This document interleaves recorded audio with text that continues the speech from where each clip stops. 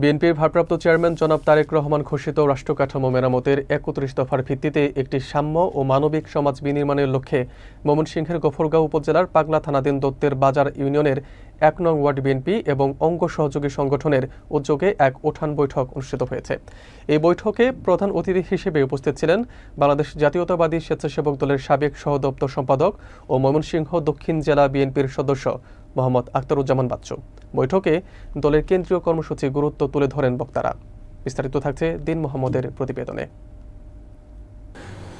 গতকাল শুক্রবার ময়মনসিংহের গফরগাঁও উপজেলার পাগলা থানাধীন ১৩ নং দত্তের বাজার ইউনিয়নের ১ নং ওয়ার্ড বিএনপি এবং অঙ্গ সহযোগী সংগঠনের উদ্যোগে এই উঠান বৈঠক অনুষ্ঠিত হয়।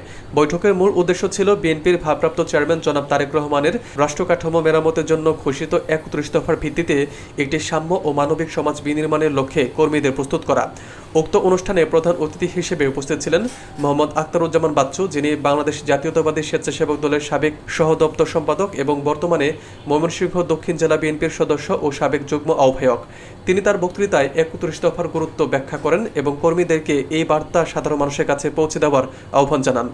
এ সময় বিএনপি সহ অন্যান্য সহযোগী সংগঠনের স্থানীয় নেতাকর্মীবৃন্দ উপস্থিত থেকে তাদের মতামত তুলে ধরেন এবং দলের আদর্শ বাস্তবায়নে ঐক্যবদ্ধভাবে কাজ করার অঙ্গীকার ব্যক্ত করেন।